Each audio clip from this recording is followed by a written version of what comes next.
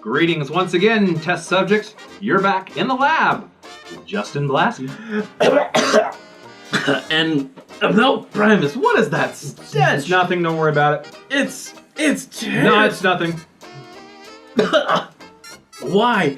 You keep trying to get the Euro rolling move. It's never gonna mix properly. It's for science. That's why.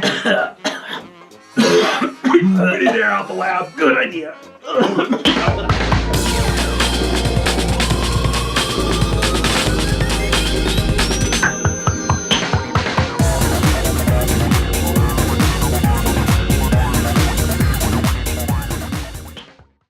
There are a lot of great people in our hobby that make everything we do here at 524 Labs worth it.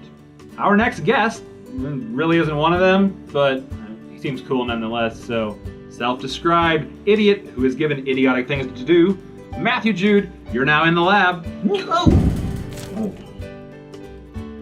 Yes, thrilling. Thank you for the honor and the privilege that this is. Matthew, welcome to the show. So you're like the star of that board game panel show, This Game Is Broken, right? How's that working out for you and your friends? It's good. It's good. I enjoy it a lot. I prefer colleagues to friends, but yeah, it's great. I have a lot of fun doing it. It's the niche within a niche that nobody asked for, so we're filling that void. Fascinating. Another quick question for you, if you don't mind.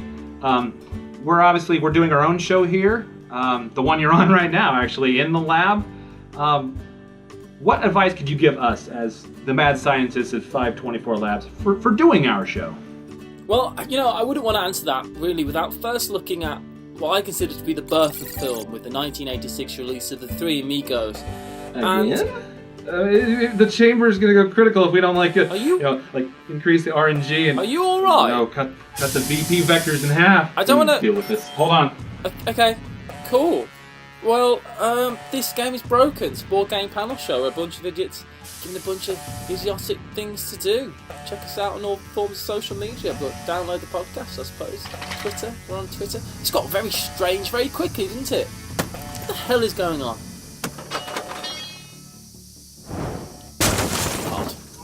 Mr. Jude, you might want to clear out of here unless you feel like getting dice placement slots growing out of your scapula and interdigital folds. Yeah. Sorry. Can't hear. Can't hear. Sorry. Great.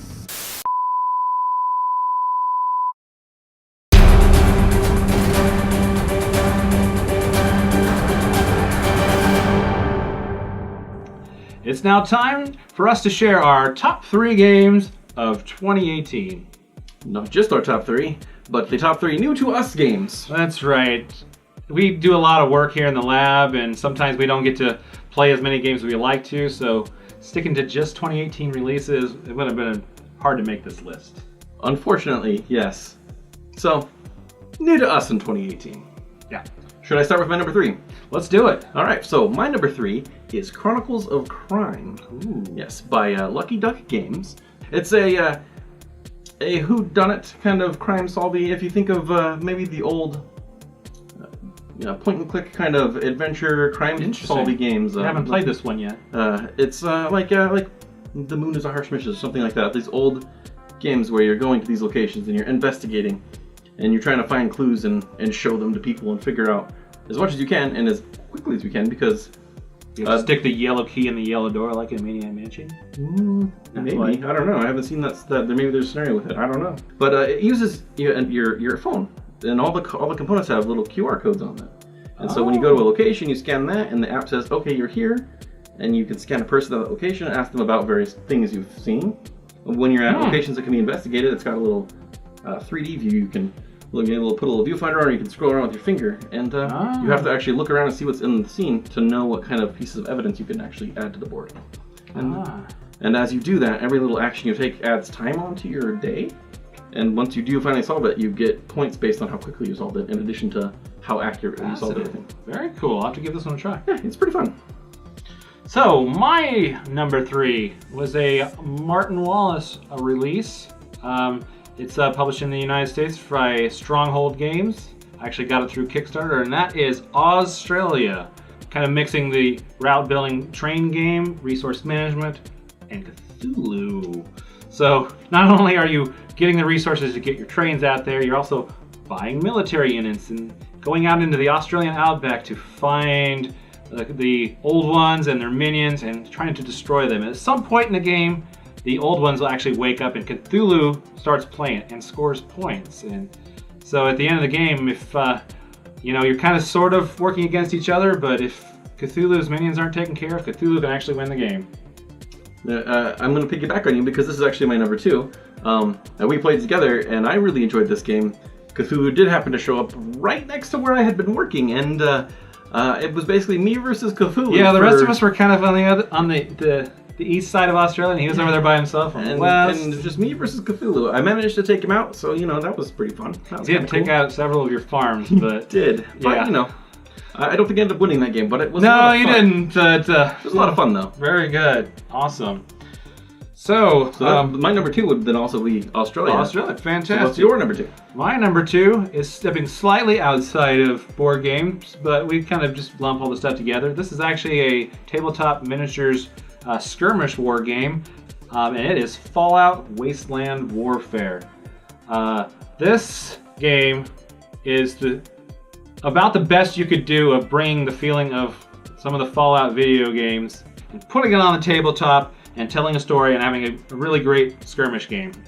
One of the things that kind of sets it apart from some other skirmish games is instead of really focusing on that tournament play and really tight lists and stuff, I mean, they have a version to do that, but it's really about the narrative of it. There's all these different scenarios. You can build your own scenarios kind of, and there's also this really great settlement mode where you're between your missions, you're collecting money and caps and weapons that you find out in the wasteland, bring them back, adding things to your settlement, different shops and repair station, building farms and stuff, so you can take more different varied equipment with you on future missions. It's a really great game. It's probably my favorite miniatures tabletop game at this point.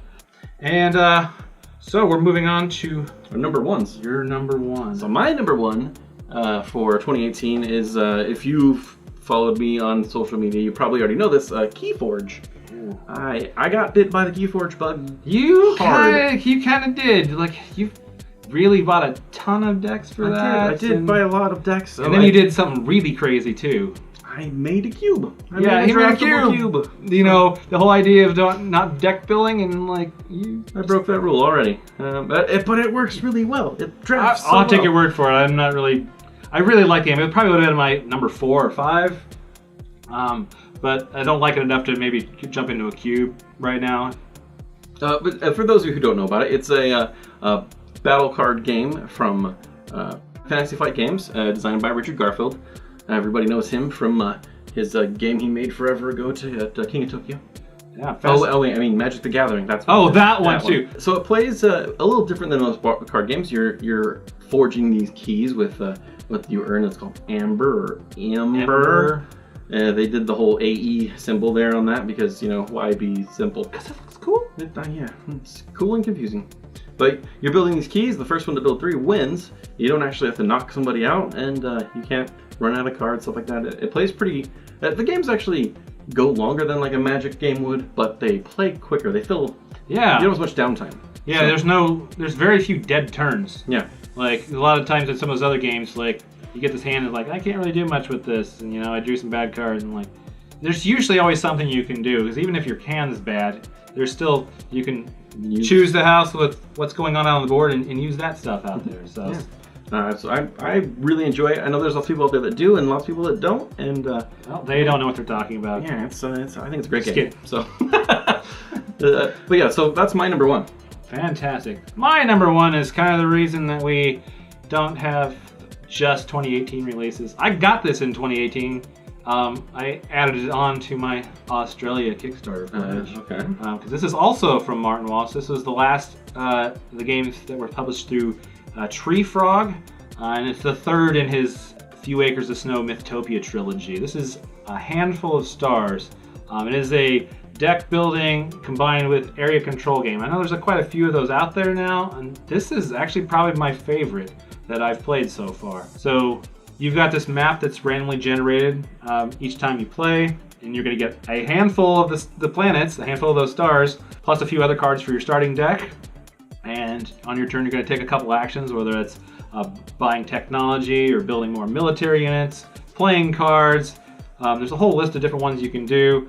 You're going to be moving your ships around the board and fighting off aliens that are on those planets or other players who are on those planets. Every planet is basically a card, so if you take it over, that card goes into your deck. At the end of the game, whoever has the most points, which are just generated through your different colonies and outposts around the map, will win it. I played this one with you as well, and I really liked it. I liked the different things you could do. You could be kind of creative and silly with it, with trying to be sneaky to get around all the various black holes and whatnot. Try to you get that wormhole technology if it shows up. And try to sneak through the back door and claim some extra colonies, and then overextend yourself and get wiped out. Yeah, and each player is then actually going to start as a different alien race, which adds a couple of unique cards to your deck. So you start off different than everybody else, and then with all the different ways that you can choose technology to add to your deck, you can become very different. So it's very asymmetrical, and it has this really neat way of doing a timer for the game. It's on a number of, since it's a deck building game, you know, when your deck runs out, you're going to reshuffle, make a new deck. It just counts the number of reshuffles, and then depending on player count, after a certain number of reshuffles, there's like one more round and the game ends. So that was a really interesting way to do that. I like that. So that's my number one, A Handful of Stars by Martin Wallace. I have 2 Martin Wallaces on this list. I think you're becoming a fan now. I do. I also like Onward to Venus. Oh. Yeah, that one came out 3 or 4 years ago. Yeah, so that's 3 of them now. Well, that was our top 3 from 2018. That was new to us. New to us. Hope you enjoyed that, as we enjoyed playing them and finding and discovering these things to put on our list. What games did you like of 2018? Yes. We got a whole comment section down here. It's down there. Put it down there. And we'll even read it probably. Probably. Or if we don't read it, then we're jerks. I guess so. We're probably in the lab doing some, wacky experiment, so we'll get to it. Yeah. Or Rachel will tell us to go respond to it. So, are we done yet? We have to do the outro. Cool, you can do that. Anyway, that's about all we have for today, and we hope that we'll see you I'm thinking Ameritrash, press your luck. The Rondell. Probably won't fit in a mint tin. Okay. Anyway, we hope to see you back in the lab again soon. Mel, wait, you're putting too much of that. Oh! Too late. You all right in there?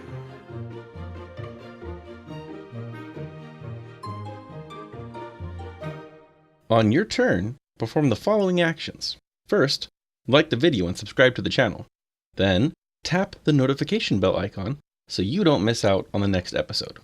The player with the most views at the end of the game wins.